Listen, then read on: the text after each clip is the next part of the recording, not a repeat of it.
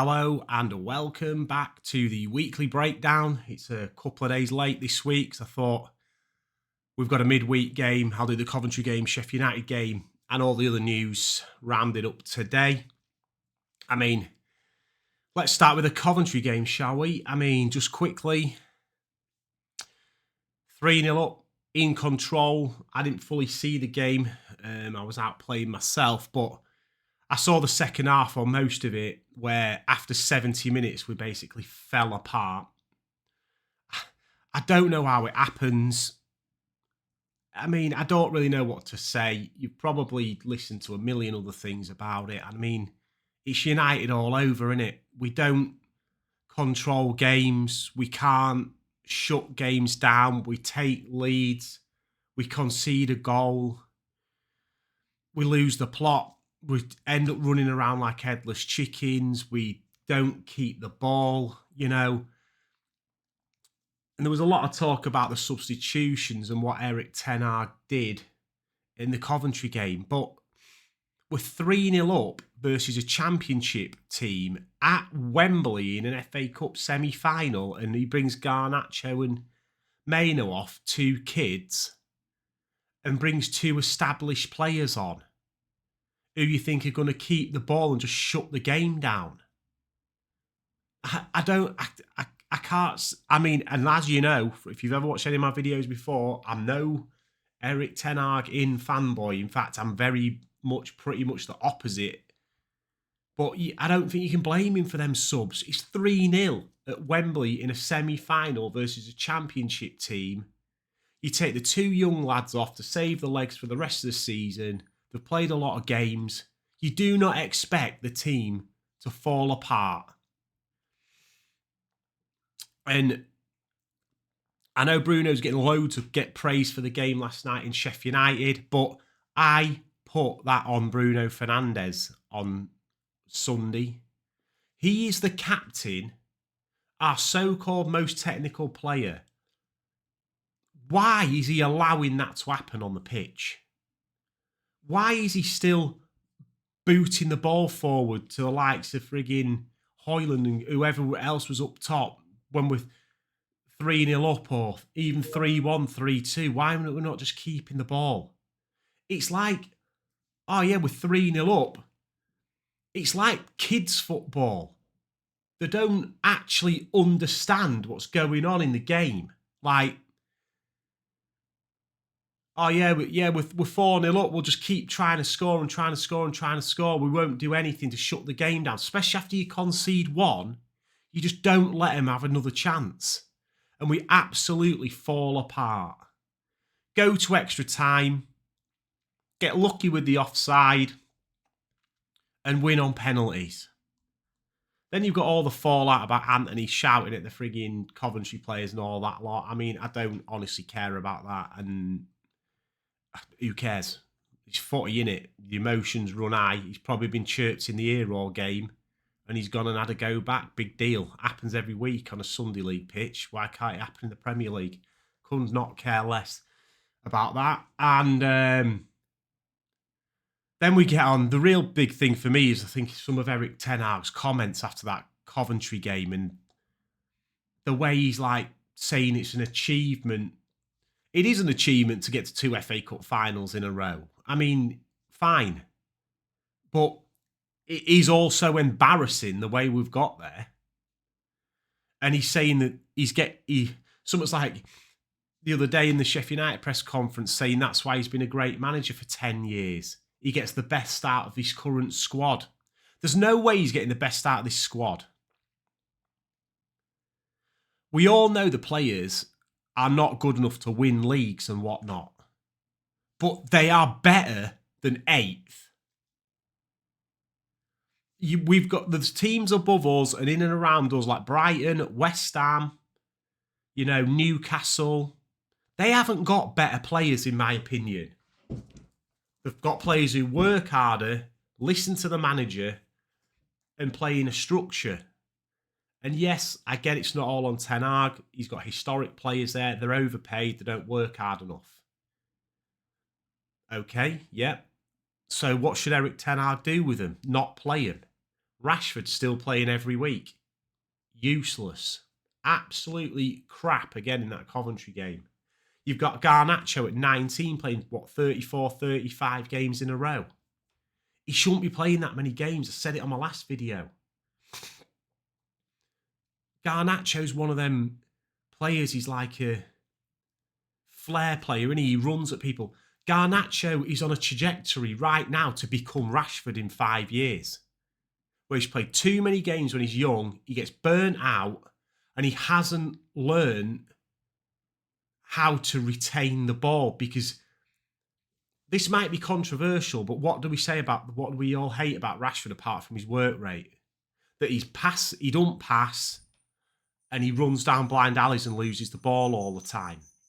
Tell me, what does Garnacho do that's different to that? Apart from now he's scoring a few goals and Rashford isn't. Last season, it was the opposite way around. Rashford was scoring, Garnacho won. And yet we let him off. He's 19. He's still up and coming. But the coaching team need to get into Garnacho, and they need him to start passing and crossing.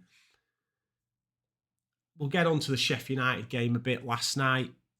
There's a lot to talk about, I guess, in that game, because now it's settled in and I've watched a lot of other content. There's people saying now, oh yeah, we're back. I mean, we're 80% possession. Apparently Wilcox has been in for 5 minutes and told him he wants to see possession and all this lot.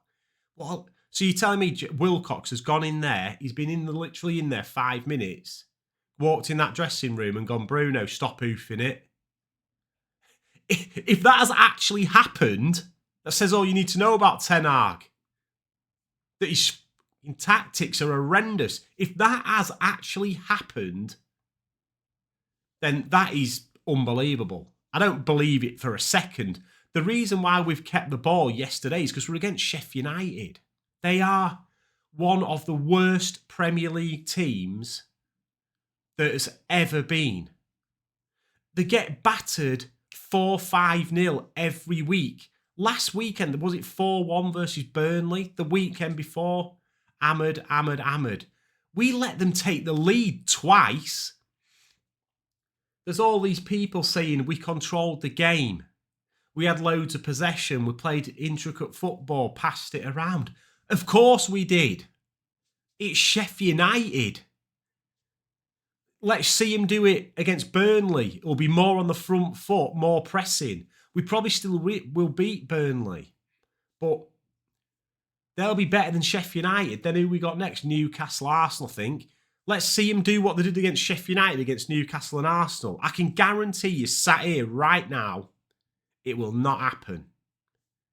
We'll be back to the same old basketball football, conceding stupid goals and shots and not scoring. It was Sheff United.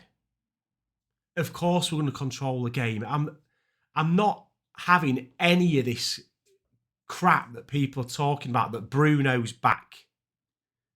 Erik Ten Hag's finally found the style of play. No, they haven't. They played Sheff United, who are down and out, gone, and get slapped every single week. And just on Bruno, yeah, he did all right yesterday. Was it a penalty? A good finish with his left foot from outside the area. Very reminiscent of the winner that Delot scored against Sheff United early in the year, actually. And I think he got an assist for Højlund. Yeah, he did. So, I mean, statistically, his game looks good. 2 goals and an assist. The pen, I know we've had a lot of soft pens given us against us recently, so you're not going to say you're not going to take it, but it's not a pen, is it? Let's face it. His goal off his left foot was good from outside the area, but again, I don't want to take it away from him because it is a good goal, but how many times does he do that and he misses? If he'd have missed that, people would be moaning, why is he shooting on his left foot from there? Why ain't he passing again? It's a moment again, isn't it? It's a moment from outside the area. It's 1 in 50 he scored, or probably from outside the area, especially on his left foot. You know, it's gone in. So yes, praise him. Good goal. Great goal. But should he be shooting from there on his left foot? On Bruno's track record of shooting from outside the area, no, he shouldn't. He should be moving the ball again. But, I mean, he scored. I'm not going to go in on Bruno too much because he played all right yesterday. But what I want to say is I've seen so much about Bruno's back. He was amazing yesterday. He was brilliant. Really? Playing Sheff United? If anything, it's Eriksen in the midfield who dictated the play by playing little short balls here and there, keeping possession, allowing us to keep the ball. The problem is Eriksen can do that versus Sheff United. He probably won't be able to do it against Burnley because they'll overrun him. He won't be able to do it against Newcastle and Arsenal and the likes because they just will not give him the time on the ball. So maybe you could say Bruno would be helped if we had an Eriksen with more legs, and he probably would. But I'm not having this about Bruno being back or anything, or taking anything from these two last games. We've got through a cup semi-final, which is great, but we've been 3-0 up to 3-3 versus basically pretty much a mid-table championship team, gone all the way through extra time and won on pens, and then we've played Sheff United, who are rock bottom of the Premier League, one of the worst teams to ever grace the Premier League, and we've let them go in the lead twice, and people are saying we played well. I don't get it. I really don't get it. And I mean, people say I've been negative again because we've won 2 games in a week and wants to get to a final. And I'm not saying it's a bad thing that we've won the games, but you cannot argue the manner we have won these 2 games is not poor. If people are taking away from these 2 games that we've started to turn, we're starting to change, Bruno's back in form, and this is a kick start to the season. What, we're 30-odd games in. There ain't no kick start to the season. People are starting to talk again, if we beat Burnley and we beat Sheff United and Tottenham lose and Villa and all that lose, we might get 5th and all that. Forget it. We will not beat Newcastle and Arsenal. We might win against Burnley, but Arsenal are on for the title. They're a miles better team than us. If we get out of that Arsenal game, it would be a miracle. Newcastle, I think, is a 50-50 because they're a bit like us. You don't know which Newcastle's turning up. Sometimes they're on fire. Sometimes they get hammered, exactly like we do. I mean, it is what it is.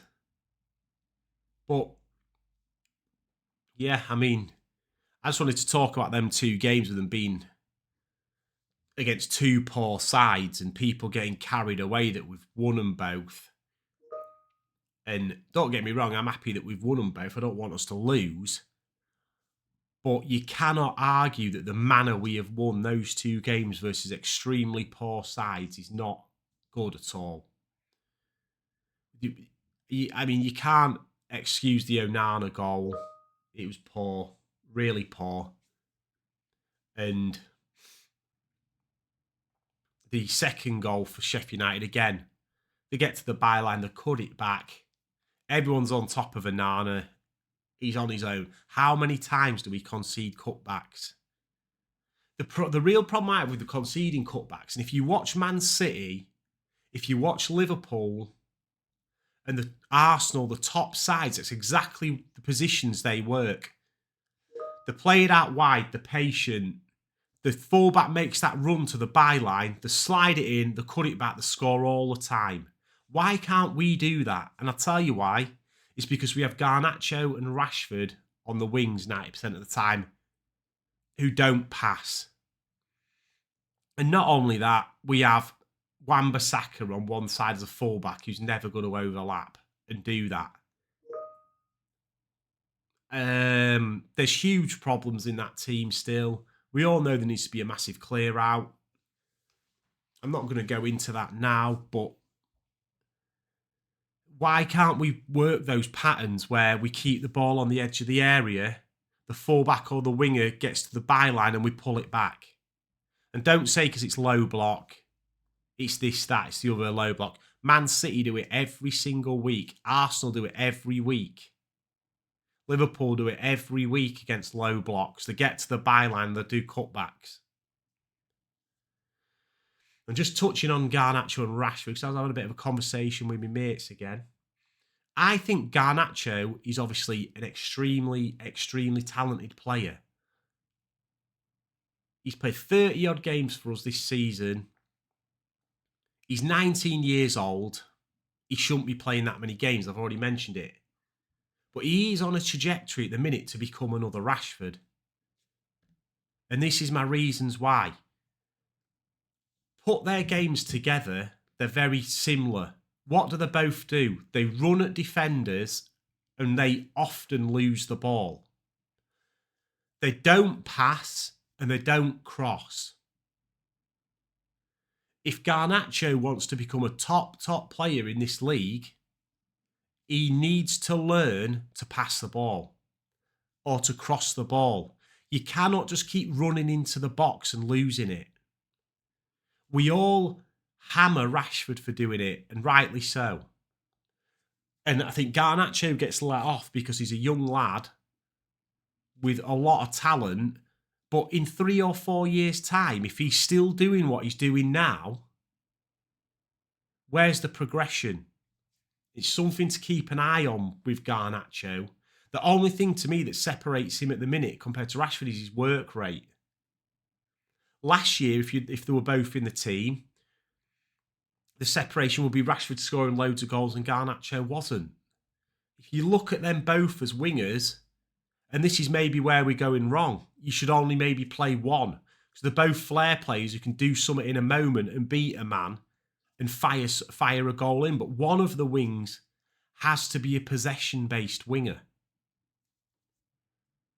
So that's my talk on Rashford and Garnacho. Let me know down below what you think. Do you think Garnacho can become a Grealish, can become a Foden, can become someone like that, someone who plays on the wing, plays super possession-based football, then uses his talent and his burst of speed to get into the box and make something happen? Or do you think he's going to go down the trajectory of Rashford, where he gets the ball and he keeps running at people and losing it?